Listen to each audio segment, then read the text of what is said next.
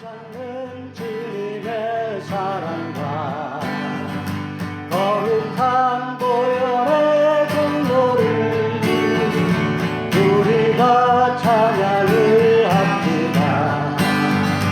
주님을 만나볼 때까지 예수는 우리를 깨끗게 하시는 주시니 그의 피 우리를 눈보다 더이게 하셨네. 우리를 깨끗게 한 피는 무궁한 생명의 물일새 생명을 구원한 받으나 하나님 찬양을 합시다.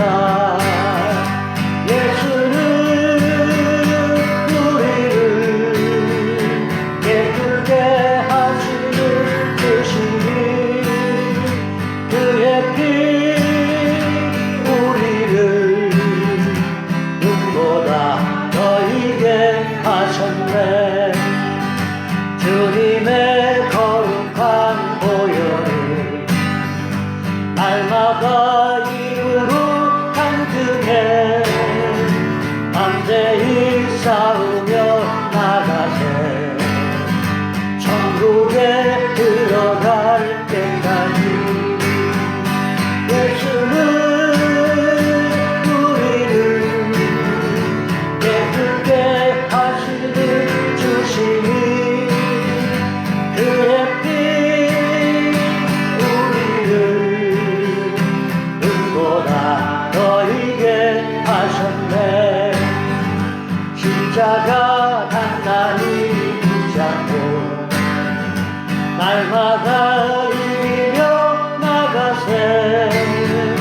머리에 면류관 쓰고서 주 앞에 찬양할 때까지 예수는 우리를 깨끗게 하시는 주시니 그의 피 우리를 눈보다 더이게 하셨네.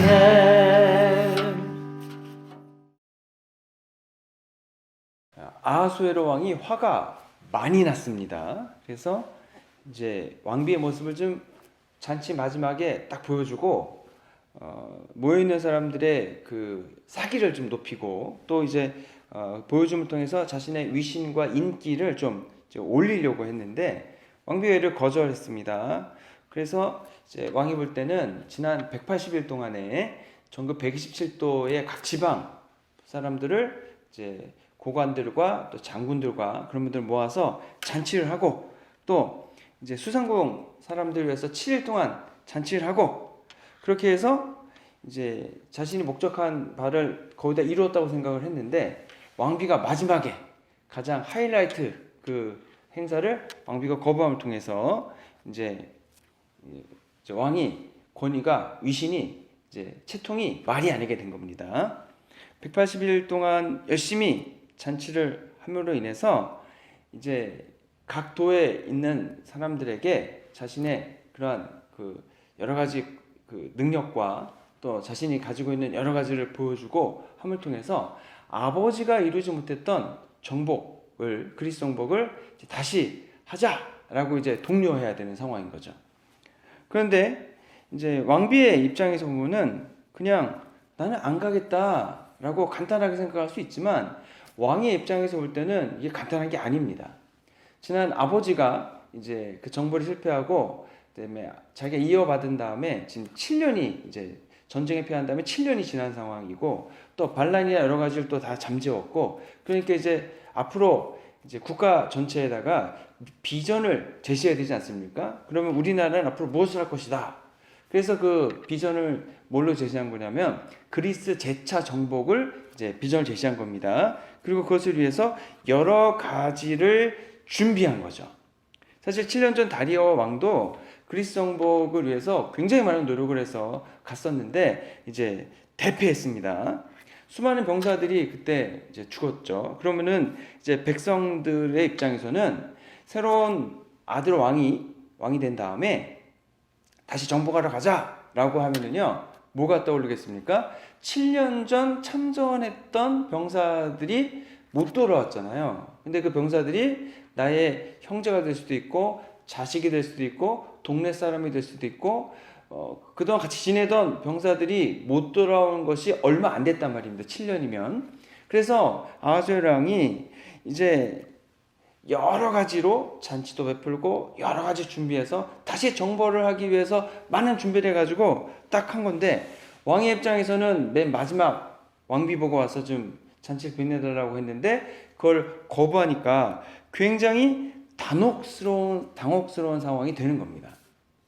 그러면은 이제 이 위기를 어떻게 대처하는가, 이것도 되게 중요하죠. 이제 왕이 오라 그랬는데 안 왔으니까 이제 왕의 입장에서는 채신이 이제 깎였고, 그러면은 왕은 이것을 어떻게 처리해 나가는가. 사실 문제가 생긴 게 문제가 아니고 진짜 문제는 이런 문제가 생겼을 때 어떻게 대처하느냐에 따라서 이게 문제가 될 수도 있고 이게 기회가 될 수도 있는 겁니다. 근데 이제 이 아하수에로 왕이 한편으로는 대처를 굉장히 잘했는데 한편으로는 엉뚱한 대처를 하는 것 같습니다.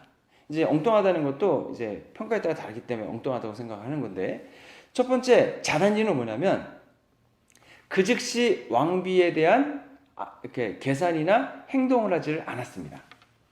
그 문제가 생겼을 때는 그냥 쓱 지나가는 겁니다.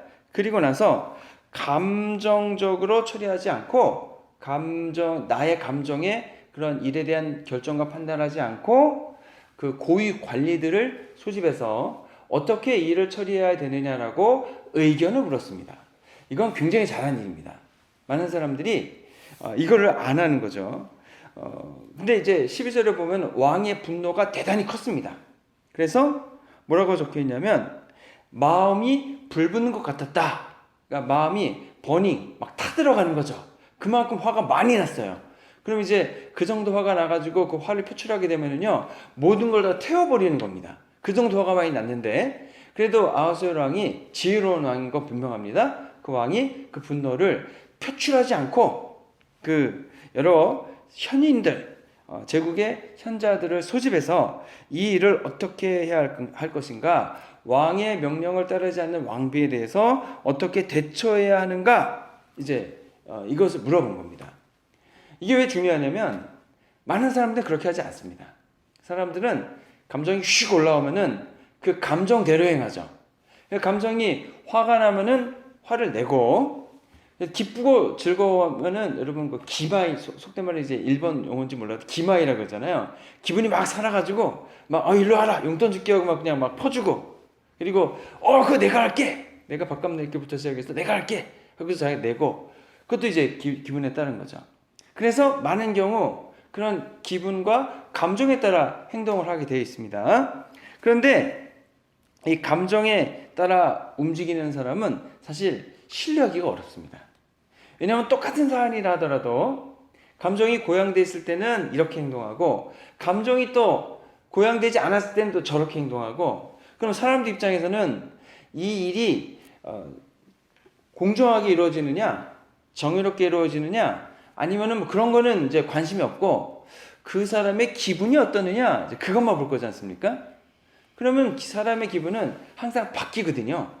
바뀌는데 그 바뀌는 기분대로 막 행동을 하게 되면은 이제 사람들이 신뢰하기가 어렵습니다. 왜냐면은 모든 일은 여러분 한 번 만나고 두 번 만나고 끝이 아니고 계속해서 만나야 되거든요. 그러면 이것이 신뢰할 수 있다는 것은 그 사람의 여러 가지가 항상 일정해야 되는 겁니다. 어떤 일이 일정하게 지나야 되는 거거든요. 그런데 이제 감정적으로 행하는 사람들은 그거가 이제 보증되지는 않습니다. 그렇기 때문에 이제 제국의 사람들의 입장에서도 만약에 감정적인 왕이라고 하면은요, 전쟁터에 나가기 쉽지 않을 겁니다. 왕이 전략가야 되고 왕이 이제 전쟁 나갈 건데 거기서 면밀한 전략과 전술을 체계를 세운 다음에 싸워서 이길 수 있는 방안을 찾고 그리고 나가 싸워라 그래야 되는데, 왕이 감정적이면은 야 우리 이길 수 있어 그냥 나가 싸워 내지는 분명히 이길 수 있는데도 야 오늘 내가 기분이 안 좋으니까 쉬어라 뭐 그럴 수 있는 거잖아요. 그러니까 백성 입장에서도 왕이 이 전쟁터에 이제 왕과 함께 나가야 되는데 왕이 감정적으로 행하는 것을 보고서는 굉장히 불안해할 거라는 거죠. 그런데 아하수에로 왕은 일단은 감정적으로 행동하지 않고 굉장히 이성적이고 효과적인 판단을 내린 겁니다. 그 당시에는 이제 어떤 나라도 마찬가지지만 그 조언을 해주는 아주 현인 그룹이 있습니다. 예를 들어서 이제 다니엘 같은 경우도 꿈을 해몽하지 못했을 때 다니엘을 부르지 않습니까? 그렇게 다니엘도 현자 한 명이었다는 거죠. 그렇게 해서 큰 대소사를 논할 때에 관리들도 있지만 경험이 많은 이제 원로 그룹도 있는 겁니다. 그래서 그런 분들을 불러서 어떻게 할 것이냐 여쭤보는 것은 대단히 좋은 거죠. 그래서 솔로몬의 아들 르호보암이 이제 백성들이 와서 세금이 너무 무겁습니다 라고 했을 때 잘한 거는 무엇이냐면 나이가 많은 원로 신하들을 불러서 의견을 구한 건 되게 잘한 일입니다. 근데 그도 잘못한 건 뭐냐면은 그분들의 원로 현인들의 말을 듣지 않고 새롭게 관리가 되는 젊은 사람들 말을 들었다가 이제 망하는 거죠. 그래서 여러분 우리가 신앙생활도 감정에 따라 하는 경우가 우리가 많이 있습니다. 은혜 받는 것을 우리가 감정이 고양되면은 은혜 받은 것으로 생각하는 경우가 많이 있습니다. 물론 우리 감정이 메마르고 우리의 감정이 낙심되어 있고 할 때에 하나님이 우리에게 첫 번째로는 말씀을 주시는데 그 말씀은 이성적인 면으로 주시는 거죠. 우리가 이해할 수 있고 알아들을 수 있게 주십니다. 그걸 통해서 무엇을 바꾸시냐면 우리의 이성뿐 아니라 우리의 마음도 하나님이 낙심한 사람은 이렇게 세워주셔서 위로와 격려를 해주심을 통해서 이제 올바로 세워주시고 또 너무 고양되어 있는 분은 하나님께서 좀 잠잠하라 그리고 고요한 가운데 임하시는 세밀한 음성 가운데 임하시는 역사하심을 통해서 우리 고양된 그 감정을 평상심으로 잔잔하게 만들어 주시기도 합니다. 그리고 화가 불일 듯하게 날 때는 하나님께서 기다리시죠. 화가 가라앉을 때까지. 여러 가지 감정이 있는데 하나님을 찬양하고 경배하고 하나님이 우리의 삶 속에 역사하실 때 주신 사랑과 은혜 가운데 있도록 우리를 만드십니다. 그래서 이제 우리의 감정적인 면에서도 하나님과 함께 동행할 수 있게 해주시고 우리 이성적인 면에서도 하나님을 이해하고 하나님 온전히 따를 수 있게 하시고 다 해주시거든요. 그런데 이제 감정적인 면이든 이성적인 면이든 어떠한 한 부분에 문제가 생길 때는 우리가 어떠한 결정을 내지 않는 게 좋습니다. 예를 들어서 굉장히 슬픈 마음으로 가득 차 있다거나 아니면 낙심 마음으로 가득 차 있다거나 화가 나 있다거나 그럴 때는 이제 기다리는 게 가장 좋은 방법이고요. 그 다음에 기도하는 거죠. 주님, 나의 상황을 주님께 다 말씀드리는 겁니다. 그리고 주님께서 지켜주시고 돌봐주시기를 간청드리는 겁니다. 그러면은 하나님께서 우리의 삶 속에 주관해 주심을 통해서 우리에게 부족한 부분을 준비시킨 다음에 그 다음에 말씀을 주시기도 하고 또는 격려하시기도 하고 또는 행동하기도 하시는 겁니다. 그럼을 통해서 우리가 하나님의 인도하신 가운데에서 행할 때 이제 좋은 결과가 있는 거죠. 근데 이제 문제는 그게 쉽지는 않을 때가 있다는 거죠. 우리가 이렇게 생각하고 그래야겠다 라고 결심하고 그러면은 사단이 우리에게 이제 그렇게 살도록 내버려 두지는 않는 것 같습니다. 사단이 쓱 와가지고 나의 가장 약한 부분 어떤 부분은 이렇게 소심한 면 때문에 약한 면이 있고 어떤 부분은 또 너무 외향적인 게 문제가 있고 어떤 부분은 죄책감 속에 있을 수도 있고 어떤 부분은 이제 수치 속에 있는 분도 있고 그러면 이제 그분의 가장 약한 부분을 쓱 건드리고 그런 말들을 하나씩 쓱 생각나게 하고 쓱 넣어주는 거죠. 그러면 이제 그냥 우리가 생각이나 마음 그 결정으로는 이렇게 해야 되는데 감정적인 면이 딱 건드려지니까 불끈해가지고 그냥 이렇게 해야 돼. 나 안 해. 또 이렇게 가게 되거든요. 이제 그러면 안 되고 우리가 하나님의 인도하심 가운데에서 여러분 화가 날 때도 때로 너무 기쁠 때도 그때는 결정을 안 하는 겁니다. 결정을 안 하고 잠시 이렇게 내 앞에 딱 놓고서 그 사안으로부터 떨어져 가지고 좀 거리를 두고서 그것을 이제 바라보는 겁니다. 그리고 나서 그것을 하나님께 올려드리는 거죠. 그리고 나서 하나님의 인도하심이 있었을 때에 그 일을 행하는 겁니다. 근데 이제 때로 응답이 없을 수도 있습니다. 그럴 때는 우리의 이 생각으로 이것이 올바른 판단인가 아닌가를 다시 한번 곱씹어 보는 거죠. 그럼 올바른 판단이 분명합니다. 그러면은 우리의 감정도 우리가 있으니까 우리가 사실 영적인 부분까지 확인하면 더 좋고요. 감정적인 면에서 이것을 했을 때에 사람이요, 그 나름대로 예지력이 있거든요. 예지력이 있습니다. 그래서 이 일이 이제 잘 될 것 같다 그러면은 마음이 편안할 수 있고, 이 일이 자꾸 불안한 마음이 들 수 있지 않습니까? 그럴 때는 이게 우리가 예지하는 그 면에 있어서 불안함이기 때문에 기다리는 거죠. 가장 좋은 거는 하나님께 기도하는 가운데에서 영이신 주님이 나의 영적으로 알려주셔서 거기에 마음에 확신과 안심이 드는 겁니다. 그랬을 때 이거는 분명한 거죠. 왜냐하면 하나님도 우리에게 함께 하실 뿐 아니라 돕는 손길로 역사해 주실 것이기 때문에 그렇습니다. 그럴 때까지 기다리는 게 가장 좋습니다. 그리고 주님의 인도하심이 확실하다고 했을 때 그때 가는 거죠. 그럼 이제 우리 이런 질문을 하는 겁니다. 너무 늦으면 어떡합니까? 하나님 응답 안 해주시면 어떡합니까? 이미 일이 지나가 버리면은 그 다음에 결정한다고 무슨 소용이 있겠습니까? 이제 그렇게 이제 조급해 할 수가 있거든요. 근데 지나 보면은 아시겠지만 그렇게 해가지고 지나는 일은요 별로 없더라고요. 예.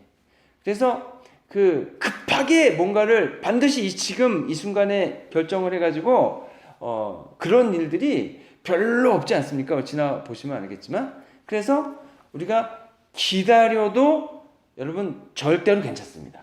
기다리면서 그 일들을 이루어가고, 그러면 적어도 나의 실수는 줄일 수 있거든요.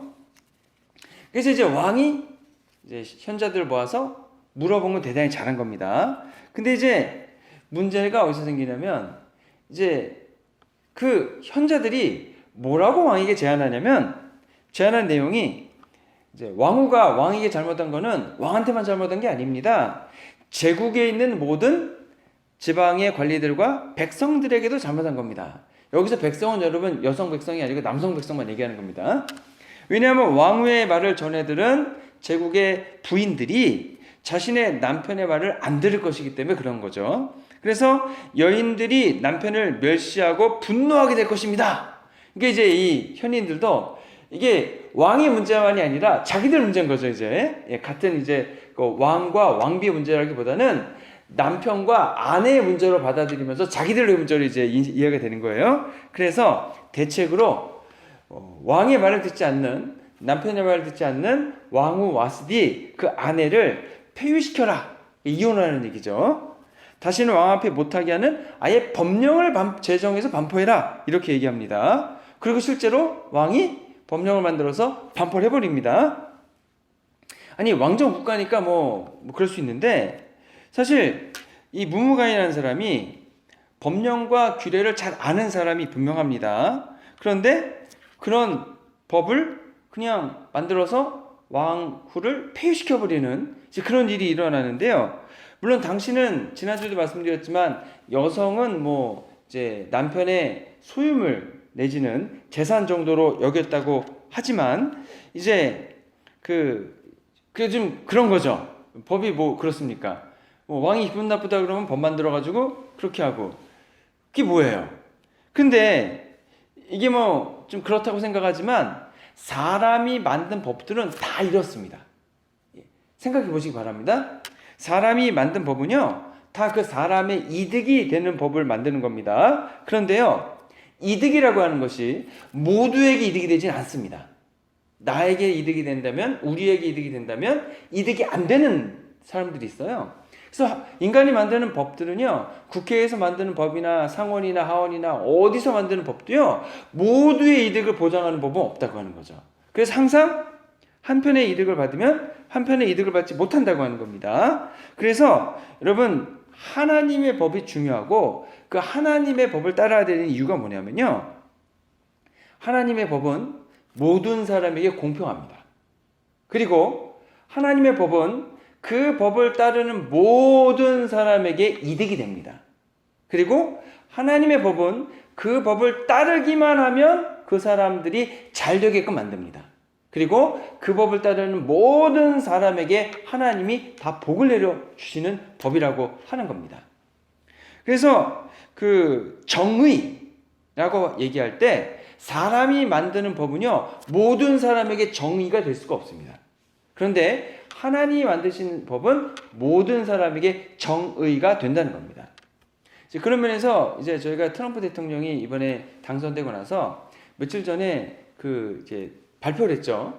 그러면서 성경책 하나를 들고 왔더라고요. 이제 홀리 바이블 적혀 있는 건데 이제 Make Again Great America. 그래서 마가 뭐 그거 이제 적힌 것 같아요. 근데 이제 찾아보니까 아마존 보니까 그런 성경책이 있더라고요. 성경책 표지에 그게 적어놓은 거예요. 그러면서 이게 킹 제임스 버전이다. 그러면서 이제 미국이 이제 하나님을 따르는 제가 정확한 워딩은 기억이 안 나는데 대충 내용이 이런 거였어요. 하나님을 따르고 또 기도하는 나라로 되돌아가야 된다. 그동안 기독교는 공격을 받아왔고 정부나 여러 곳에서 공격을 받았는데 앞으로 하나님 믿는 것은 공격받아야 되는 것이 아니고 오히려 온 미국이 하나님을 잘 따르고 기도하는 나라로 거듭나야 된다. 이제 그런 취지의 발표를 했어요. 대단히 올바른 발표라고 생각을 합니다. 물론 시작이니까 그랬는지 몰라도 앞으로 어떻게 되는지 지켜봐야겠지만 이제 그런 거죠. 그러면 그것이 저는 미국이 복받는 비결이라고 생각을 합니다. 하나님을 여지껏은 거부하고 뭐 드라마나 영화나 그런 거 보면 맨날 사탄 손모양하고 스포츠 보면은 뭐 야구 선수나 축구 선수나 기도하면은 막 욕하고 그다음에 사탄 숭배하는 그런 제스처하면은 막 그거 사진 찍어서 올리고 근데 일반적인 사람들은 그게 뭔지도 모르고 지금 그러고 있었는데 그리고 남자와 여자의 그 구분을 이제 없애버리고 아이들로 하여금 아직 모를 때 성별 바꾸라 그러고 부모는 거기에 개입하지 못하게 하고 그 다음에 남자 여자 구별 없애가지고 남자가 뭐 여자 화장실에도 가고 뭐 남자가 여자 스포츠에 가가지고 1등하고 이제 그런 거 이제 못하게 한다고 이제 못하게 하겠다고 이제 발표를 했는데 그것이 올바르다고 생각합니다. 왜냐하면 어떤 기준이냐면 하나님의 법에 따라서 이제 얘기하는 거죠. 그래서 여러분 하나님이 만드신 법을 따르는 것이 지혜롭고 그래서 미국이 다시금 그런 방향으로 가게 되는 것은 굉장히 하나님의 입장에서는 환영할 만하다라고 볼 수 있는 겁니다. 자, 그런데 또 그 하나님의 법이 아니고 인간의 법의 문제점 중 하나가 이제 남성 중심적인 거죠. 하나님은 남성 중심적인 법을 이렇게 원하진 않으십니다. 근데 사람이 만든 법은 언제나 남성 중심적이죠. 시시하네요, 여러분. 하나님으로 기반해서 만든 법들은 다 남녀 평등을 주장합니다. 페미니즘을 얘기하는 게 아닙니다. 남녀가 평등하도록 주장합니다. 그렇게 법을 만들어 갑니다. 그런데 하나님 따르지 않는 법들은요, 다 어떻게 됩니까? 남성 중심적인 법이 돼요. 지금도 여러분 이슬람 지역을 가보시기 바랍니다. 이슬람 지역은 다 가부장 중심이라 일부 닫혀져 4명까지 아내를 둘 수 있고 그러면 그거 자체가 여성 중심이 아니죠. 남성 중심이죠. 거기다가 또 뭐가 있습니까? 이란은 얼마 전까지 여러분 여성이 운전을 못했습니다. 여성 운전하면 안 돼요. 그리고 히잡을 쓰죠. 얼굴을 드러내면 안 돼요. 아무런 권리가 없어요. 재산에 대한 어떤 권한도 없어요. 자, 그러면 지금도 그런 거예요.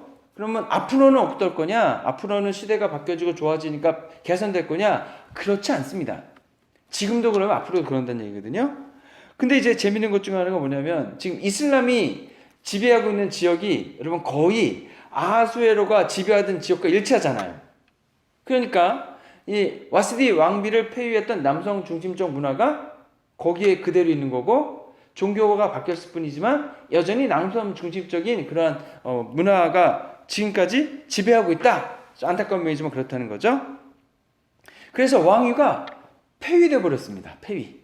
그러면서 이제 새로운 왕비를 이제 뽑아야 되는 거죠. 그런데 이제 이때는 아직 하만이 두각을 나타내지는 않을 때입니다. 그런데 우리가 하만이 나타나서 유대인들을 모두 죽이는 법을 만드는 그것을 이제 염두에 두고서 이 과정을 하나씩 살펴보면 되게 재밌는 겁니다.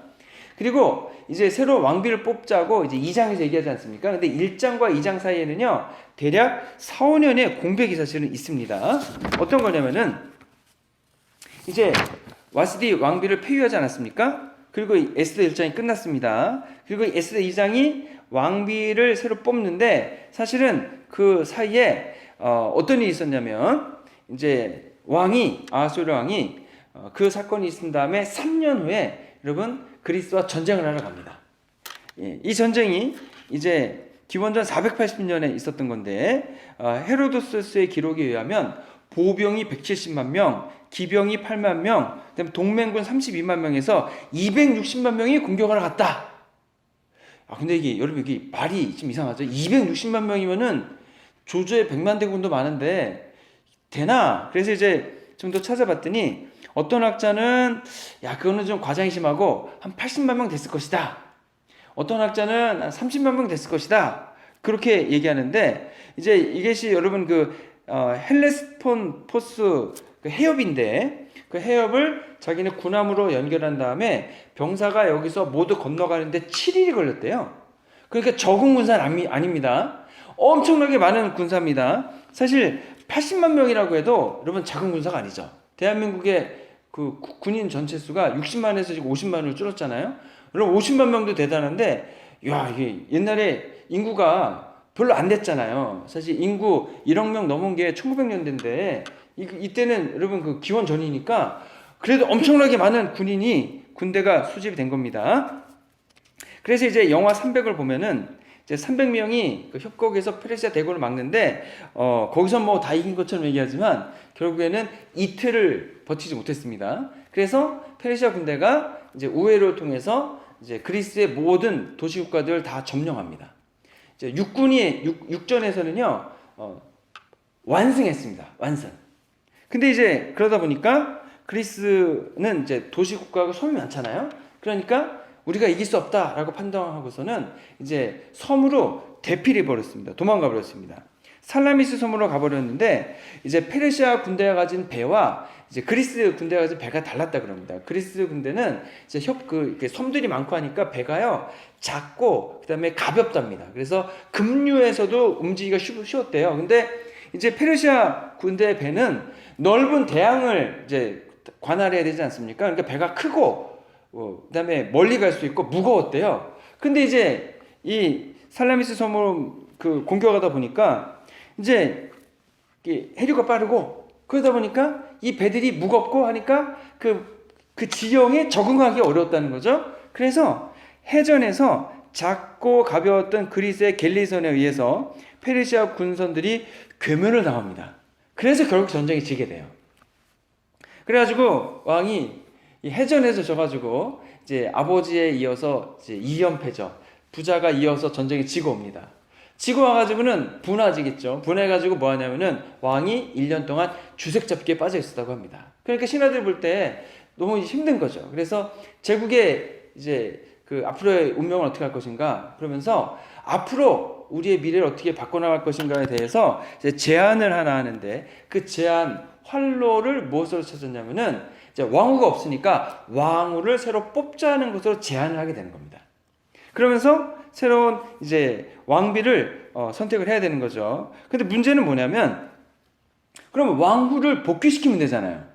근데 왕후를 복귀시키기 어려운 이유가 뭐냐면 이제 왕위를 폐위시킨 고관들 있잖아요. 그럼 이제 왕비가 다시 복권되면은 보복할 거잖아요. 그러니까 다시금 왕위를 예전 와스디 왕위를 이제 복원시키기는 어렵습니다. 그리고 이제 페르시아에는 7가문이 있었답니다. 7가문. 7가문에서 돌아가면서 왕후를 배출했다 그래요.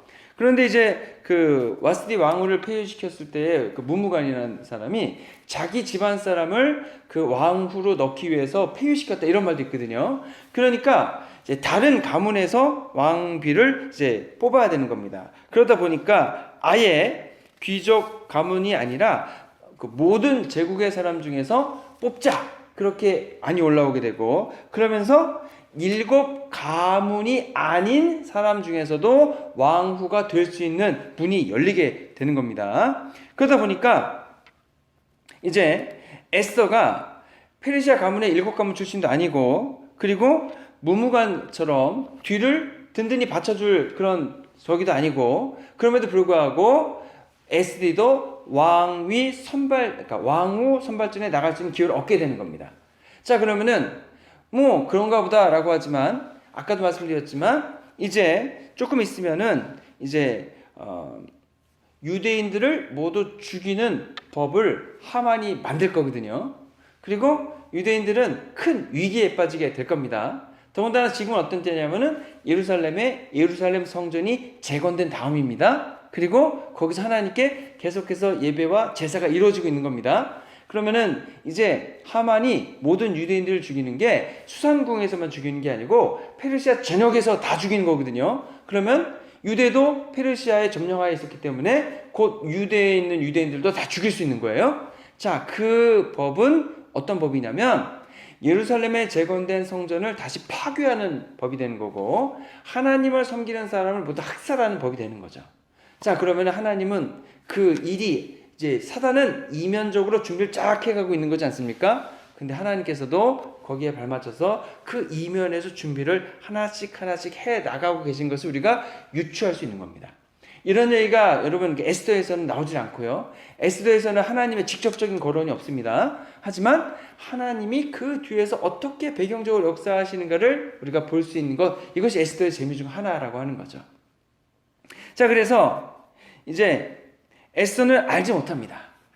그리고 이제 하만도 알지 못합니다. 그리고 아하수에로 왕도 알지 못합니다. 아무도 몰라요. 미래에 어떻게 될지. 하지만 하나님은 하나씩 모든 것을 준비해 가고 계시다는 것. 이것을 우리가 우리의 삶 속에 적용해 보면 우리가 내일 일을 알지 못합니다. 그리고 1년 후의 일을 알지 못합니다. 저희도 뭐 잘 지내다가 그 건물 나와가지고 남의 새 집 살 거를 저희가 팬데믹 때 감히 상상이나 했겠냐고 하는 거죠. 근데 이제 모릅니다. 근데 걱정하거나 두려워할 이유는 없다라고 보여집니다. 왜냐하면 우리는 모르지만 하나님은 이 뒤에서 일어나는 여러 가지 일들, 사단의 계획 같은 것들을 다 알고 계신 거죠. 우리의 삶 속에서 일어나는 일들도 다 알고 계신 줄로 믿습니다. 그러면 우리는 모르기 때문에 대처하지 못하고 대비하지 못합니다. 사실 뭐 알아도 그거를 뭐 감당할 수 있는 힘과 능력이 없죠. 근데 하나님께서는 미리 다 하시고 뒤에서 하나씩 다 준비해 가시고 있는 줄로 믿습니다. 제가 우리가 해야 될 것은 무엇이냐? 하나님을 믿고 하나님을 신뢰하는 믿음을 갖는 겁니다. 그리고 주님이 우리에게 허용하신 범위 안에서 우리가 해야 할 일을 성실히 열심히 감당해 가는 겁니다. 아예 뭐 건물도 뺏기고 교인들 좀 떠나시고 새로운 분들 오시는데 별로 그 건물 없어 좋아하시는 것 같지도 않고 한시예배도 그렇고 에이 하지 말고 아무것도 하지 말고 그냥 가만히 있자가 아니고 우리가 해야 되는 일들, 우리가 주님이 원하시는 일들을 해낼 수 있는 만큼 주님이 원하시는 만큼 성실히 그냥 최선을 다해 가는 거죠. 예배 드릴 거 다 드리고 전도할 거 전도하고 성경 공부 말씀 열심히 전도하고 셀몸 열심히 모이고 또 사랑이 실천하는 일이 있으면 열심히 신청하고 또 합력해서 일할 거면 열심히 합력하고 도와줄 수 있는 걸 열심히 도와주고 다 하는 겁니다. 그렇게 우리는 나름대로 기도하면서 믿음과 신앙을 쌓아가고 우리의 믿음을 준비해 가게 되면 하나님의 역사하심이 드러나고 그 역사하심을 보게 될 날이 반드시 오게 될 줄을 믿습니다. 결국 에스더가 원래 왕이가 될 수 있는 게 아니에요. 7 가문 중에서만 왕위가 배출했으니까. 그런데 희한하게 왕위가 그 왕후 될 수 있는 문이 열리고 희한하게 그가 왕비가 되고 그러다 나중에 이제 유대인을 죽이는 법을 뒤엎는 일에 왕비가 에스더가 쓰임을 받는 겁니다. 그럼 저희도 열심히 지금 신앙생활 하다가 주님 우리에게 원하시는 믿음의 일들을 맡기실 때가 있을 겁니다. 그러면 우리가 그때 그 일을 잘 감당해 나가면 되는 줄로 믿습니다. 걱정하지 마시고 불안해하지 마시고 두려워하지도 마시고 지금 나와 함께 하신 하나님과 함께 오늘 내디뎌야 될 발걸음을 한 걸음 내디디면 오늘 감당할 일을 충분히 다 했으니까 그걸로 족하다고 하는 거죠. 그래서 기도와 말씀 가운데서 하나님께 여쭙기를 이제 저희가 포기하지 말고 그리고 어떤 일이 있을 때 감정적으로 대처하지 말고 주님께 나아가서 다 맡기면서 나아갈 때 주님의 인도하심이 반드시 있을 줄로 믿습니다. 그 가운데 더욱더 굳은 믿음 세워나가시는 저 여러분 되시기를 주님의 이름으로 축원합니다. 기도하겠습니다. 주님 감사합니다. 우리는 미래를 알지 못하고 또 우리의 나아가야 될 바도 알지 못하지만 주님께서는 모두 아시고 저희들을 이끌어 가주신 줄로 믿습니다. 저희들이 주님과 함께 동행하길 원하오며 하나님 저희들 주님 원하시는 그런 믿음과 신앙을 세워나가서 감정적으로 대처하지도 또 너무 우리가 각박하게 살지 않게 하시고 주님 기다리는 마음 가운데에서 원하시는 일들을 잘 감당해 나갈 수 있게 하시고 저희들 지금 저희들이 해야 하는 믿음의 일들을 잘 감당해 나가면서 기다리길 원합니다. 저희들에게도 저희들이 예배할 수 있는 마음껏 예배할 수 있는 성전과 넓은 주차장을 허락해 줄 줄로 믿고 또 많은 분들 보내주셔서 하나님 규모에 맞는 사명을 감당하게 하실 줄로 믿사오니 저희들 지금 저희들 해야 되는 일들을 열심히 감당해 나감을 통해 하나님의 역사하심을 기대하며 미래를 준비해 나가도록 인도해 주시옵소서. 저희가 또 이제 금토일 말씀 집회하려고 하오니 하나님 주님께서 은혜 베풀어 주시고 성령의 권능을 베풀어 주시고 말씀의 능력을 베풀어 주셔서 큰 은혜의 시간, 도전의 시간 되도록 역사해 주시옵소서. 우리를 권하신 예수 그리스도의 이름으로 기도했습니다. 아멘.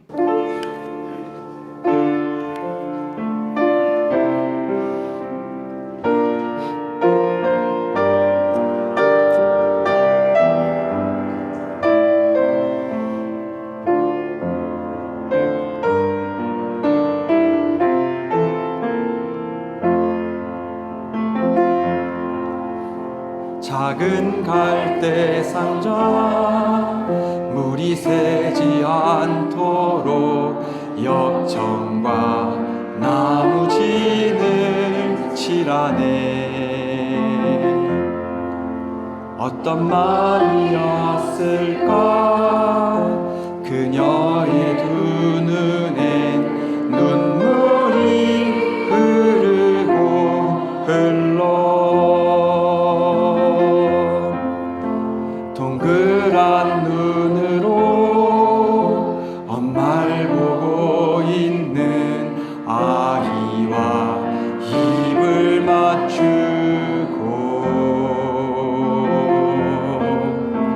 상자를 덮고 강가에 띄우며 간절히 기도했겠지.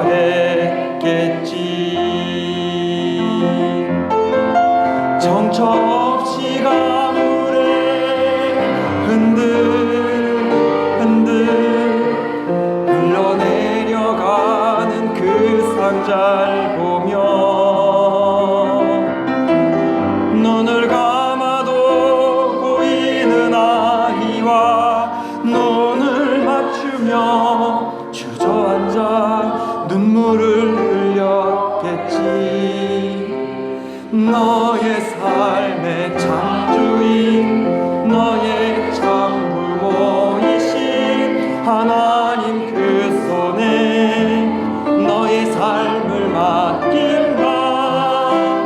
너의 삶의 참주인 너를 이끄시는 주 하나님 그 손에 너의 삶을 드린다.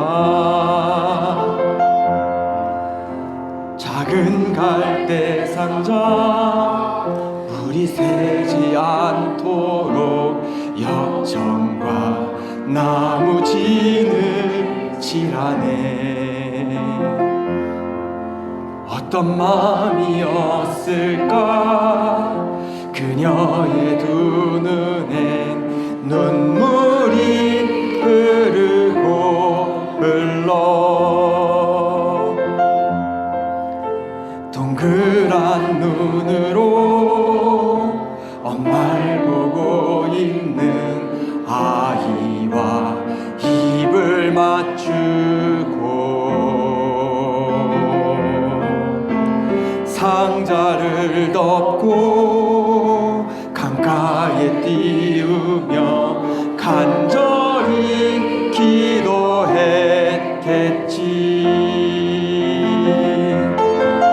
정처 없이 강물에 흔들흔들 흘러내려가는 그 상자를 보며 눈을 감아도 보이는 아이와 눈을 맞추며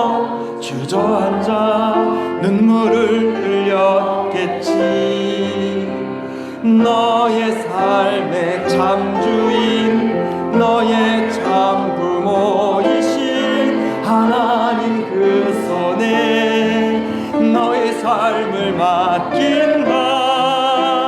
너의 삶의 참 주인 너를 이끄시는 주 하나님 그 손에 너의 삶을 드린다.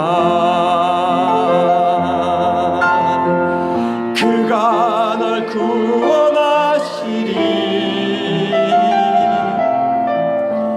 그가 널 이끄시리라. 그가 널 사용하시리. 그가 너를 인도하시리.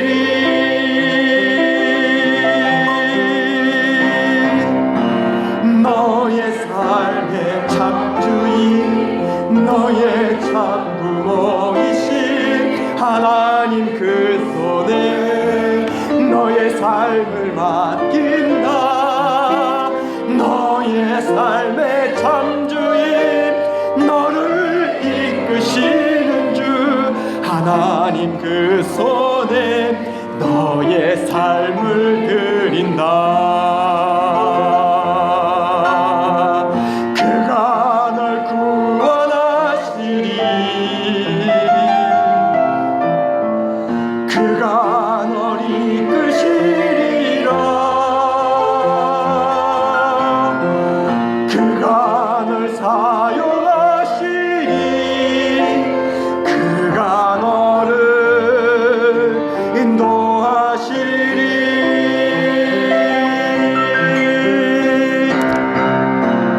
너의 삶의 참 주인 너의 참 부모이신 하나님 그 손에 너의 삶을 맡긴다. 너의 삶의 참 주인 너를 이끄시는 주 하나님 그 손에 너의 삶을 드린다.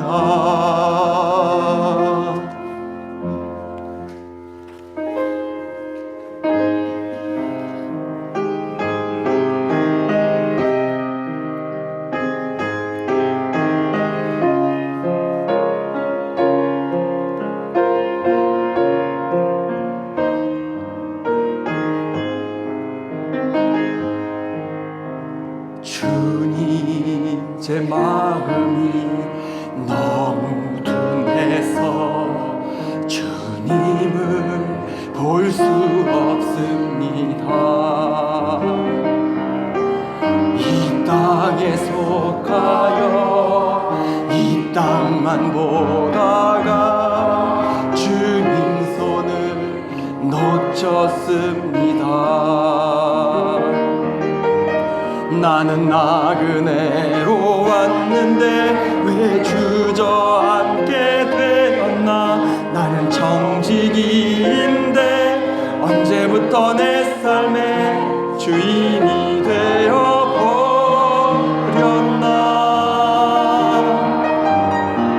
믿음이 없이는 기쁘시게 못하나니 고된 수고도 다 헛될 뿐이라. 믿음이 없어서 무너진 삶의 모든 자리에 다시 주님을 기다립니다.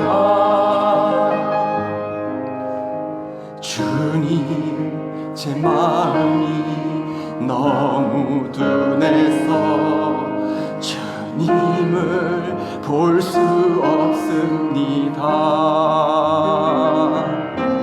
이 땅에 속하여 이 땅만 보다가 주님 손을 놓쳤습니다. 나는 나그네로 왔는데 왜 주저앉게 되었나. 나는 정직이인데 언제 그때부터 내 삶의 주인이 되어버렸나.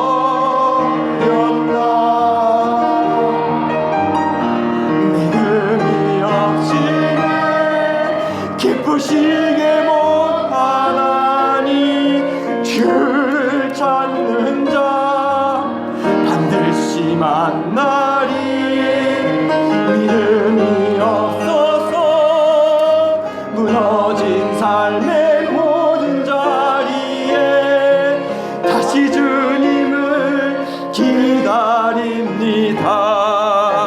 믿음이 없이는 기쁘시게 못하나니 고된 수고도 다 헛될 뿐이라. 믿음이 없어서 무너진 삶의 모든 자리에 다시 주님을 기다립니다. 믿음이 없이는 기쁘시게 못하나니 주를 찾는 자